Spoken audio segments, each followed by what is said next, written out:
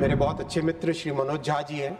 आज मुझे बड़ा दुख हुआ जब इन्होंने कहा कि आपने बात को छुपाने के लिए सीसीटीवी का कैमरा बंद कर दिया। 12 लाख रेलवे कर्मचारी 12 लाख रेलवे कर्मचारी दिन रात काम कर रहे हैं, दिन रात काम कर रहे हैं। मैं स्पष्ट तौर पे खंडन करना चाहूंगा इस बात का। सीसीटीवी कैमरा बंद नहीं किया गया था। मेरे पास सीसीटीवी कैमरा की फुटेज खुद के पास है, मैंने स्वयं देखी है। 10,000 काम अच्छे हैं और उस 10,000 कामों को ध्यान न देके केवल एक गलती अगर हो जाए, केवल उसी के ऊपर लगे रहे, तो ये तो कोई एक डेमोक्रेसी की बात नहीं हुई। नई दिल्ली का दुखद इंसिडेंट हुआ है, उसकी भी जांच चल रही है। कई मान्यवर सांसदों ने इसका विषय उठाया, मैं इसमें नहीं बोलना चाहूँगा। मैं केवल, मेरे बहुत अच्छे मित्र श्री मनोज झा जी हैं।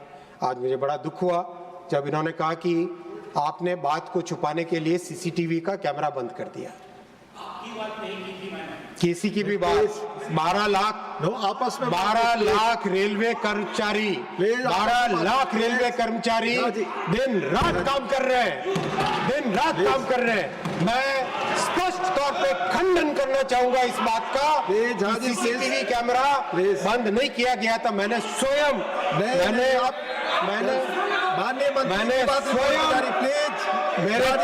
मेरे पास सीसीटीवी कैमरा की फुटेज खुद के पास है, मैंने स्वयं देखी है। कोई बात नहीं है।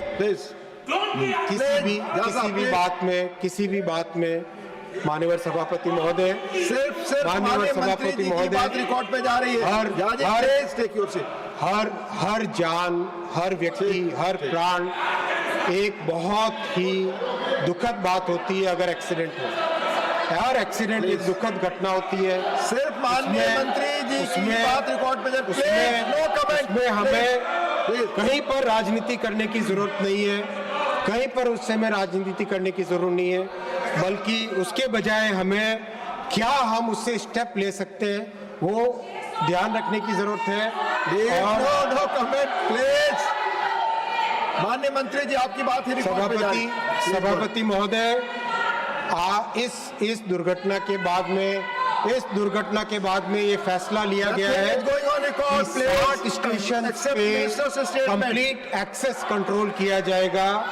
60 स्टेशंस में परमानेंट होल्डिंग एरिया बनाए जाएंगे, जिससे कि ज्यादा सर्ज आए तो सर्ज को उसी एरिया में रखा जा सके।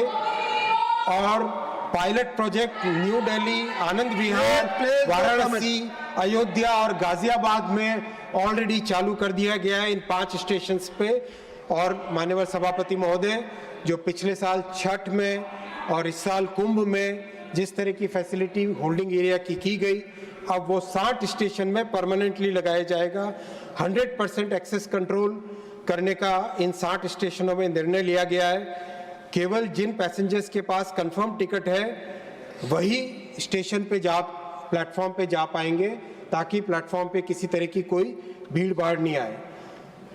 12 मीटर का यानी 40 फुट का चौड़ा FOB वो बनाने का निर्णय लिया गया है। इस बार महाकुंभ में जब ये 12 मीटर के FOB लगाए गए थे, उसका बहुत अच्छा रिजल्ट आया, क्योंकि 12 मीटर यानी 40 फुट अपने आप में एक सब्सटैंशियल डिस्टेंस होती है, तो उसमें भीड़ भाड़ होने की कोई संभावना नहीं होती है।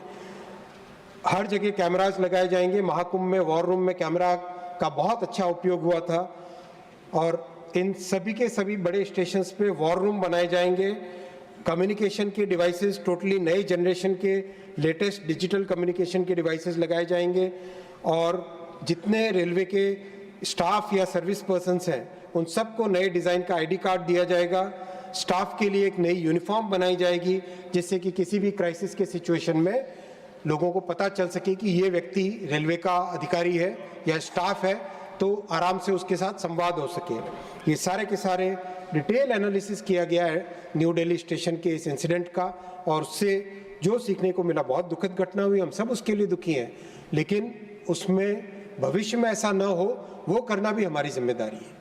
इसी प्रयास से फिर ये भी एक निर्णय लिया गया जो कि बहुत कठोर निर्णय होगा, और मुझे मैं आपके माध्यम से पूरे सभी मान्यवर सांसदों का सहयोग भी मांगूंगा कि टिकट्स इन सब स्टेशंस, भीड़भाड़ वाले स्टेशंस पे उतनी ही दिए जाएंगे जितनी की सीटें ट्रेन के अंदर है, ताकि भीड़ वाला वो मुद्दा ना हो।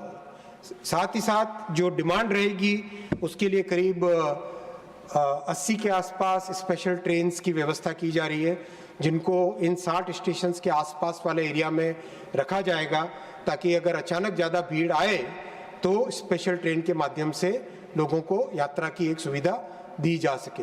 माननीय सभापति महोदय, महाकुंभ के समय 13,000 गाड़ियों का प्लान था एक्स्ट्रा चलाने का, और एक्चुअल में 17,000 गाड़ियां चलाई एक्स्ट्रा, 17,330 गाड़ियां एक्स्ट्रा चलाई, और दिन रात टीम ने काम किया। माननीय प्रधानमंत्री जी लगातार फॉलोअप करते थे, उत्तर प्रदेश के मुख्यमंत्री जी के साथ लगातार संवाद होता था, माननीय गृह मंत्री जी लगातार मॉनिटर करते थे। मैं सबको धन्यवाद देना चाहूँगा, और जो रेलवे के कर्मचारी दिन रात लगे रहे, बहुत सारे ऐसे कर्मचारी हैं जिन्होंने 24 घंटे में एक बार खाना खाया होगा या हल्का सा कुछ नाश्ता किया होगा, उसके बिना वो काम करते रहे।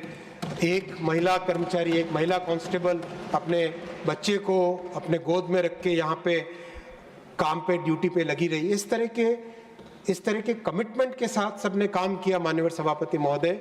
और ऐसे में विपक्ष अगर केवल उंगली उठाए और 10,000 काम अच्छे हैं और उस 10,000 कामों को ध्यान न देके केवल एक गलती अगर हो जाए, केवल उसी के ऊपर लगे रहे, तो ये तो कोई एक डेमोक्रेसी की बात नहीं हुई। मेरा इससे आपसे इतना ही रिक्वेस्ट है कि इस पूरी टीम को, मेहनत जो कर रही है टीम, प्रधानमंत्री श्री नरेंद्र मोदी जी के प्लीज प्रधानमंत्री श्री नरेंद्र मोदी जी के इस बहुत ही संकल्प भरे समय में माननीय सभापति जी, जो एक समृद्ध राष्ट्र बनाने का सपना लेके हम चले, जो देश को विकसित भारत बनाने का एक जो लक्ष्य सामने रखा है, और जो राष्ट्र प्रथम सदैव प्रथम की भावना को हमेशा जिया है, इसीलिए आज इस देश ने मोदी जी को ऐतिहासिक तीसरी टर्म दी है। और इस तीसरी टर्म में मोदी जी ने हम सबको कहा है, प्रधानमंत्री जी ने हम सबको कहा है कि हमें इस बार 3 गुना अधिक मेहनत करनी है, ताकि विकसित भारत का जो फाउंडेशन है वो मजबूत बने, और उसी भावना के साथ हम सब काम कर रहे हैं। माननीय सभापति महोदय, आपको बहुत बहुत धन्यवाद इतना समय देने के लिए।